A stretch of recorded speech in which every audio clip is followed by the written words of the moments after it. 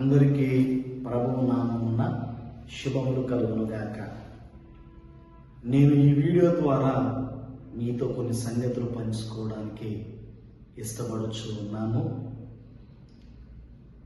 Bible గ్రంథం ఒక మాట చెప్పుచున్నది, నీ తండ్రి స్నేహితుని కానీ నీ స్నేహితుని కానీ విడిచిపెట్టవద్దు. ఈరోజు నాకు తెలిసిన వారందరికీ నేను ఎరిగి ఉన్న, నేను తెలుసుకుని ఉన్న సంగతులను మీతో చెప్పాలని ఇష్టపడుచు ఉన్నాను.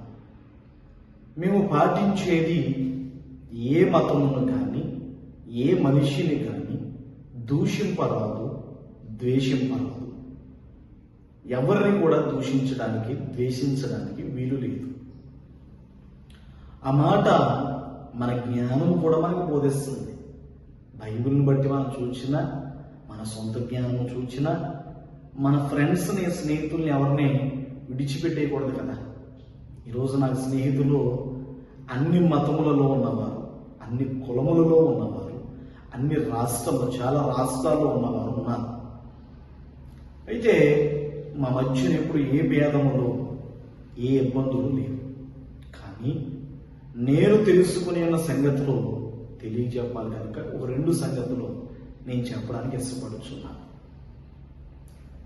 యేసు ప్రభువారు నూతన నిబంధనలో ఆయన నర శరీరధారిగా వచ్చినప్పుడు కొన్ని అంశములు చెప్పారు. దేవుడు ఆత్మ కనుక ఆయన ఆరాధించేవారు ఆత్మతోనూ సత్యముతోనూ ఆరాధించాలి. అలాగే 2వ ఆజ్ఞ చెప్పారు, నిన్ను వలె నీ పొరుగు వారిని ప్రేమించు. ఇది కూడా మొదటి ఆజ్ఞ లాంటిది. ఈరోజు మనకు తండ్రి చెప్పుచున్నటువంటి ఆర్డర్స్, మనల్ని సృష్టించిన వారు మనకు తండ్రి, దేవుడే మనకు తండ్రి. ఆ తండ్రి మనకు చెప్పింది మనం పాటించాలి. మనల్ని మనం ఎలా ప్రేమించుకుంటున్నామో ఎదుటి వారిని కూడా అలా ప్రేమించాలి. ప్రేమించుచున్నాం. గమనించండి, ఈ 2 ఆజ్ఞలను బట్టి నాకు తెలిసిన దాన్ని మీకు పంచుకోకపోతే, మీతో చెప్పకపోతే అది మంచిది కాదని నాకు భావన కలిగి ఈ మాటలు చెప్పుచున్నాను. దేవుడు పరిశుద్ధుడు కనుక మనమును పరిశుద్ధులై ఉండాలని ఆయన ఆశిస్తా ఉన్నాను. ఆయన చెప్పారు, నేను పరిశుద్ధుడనైన ప్రకారము మీరును పరిశుద్ధులై ఉండుడి. మనల్ని పరిశుద్ధులు చేయడానికి ఆయన ప్రయత్నపడుతున్నారు, పని చేస్తూ ఉన్నారు. మానవులైన తర్వాత, మనుషులైన తర్వాత ఏదో ఒక పొరపాట్లు మన జీవితాల్లో ఉండనే ఉంటాయి. అయితే ఆ పొరపాట్లను కూడా విడిచిపెట్టి, ఆ తప్పిదములను కూడా విడిచిపెట్టి క్లీన్ పర్సన్స్గా, పరిశుద్ధులుగా మనం సిద్ధపాటు అవ్వాలని, ఆయన ఎదుట మనల్ని నిలవబెట్టుకోవాలని దేవుడు ఆశిస్తూ ఉన్నారు.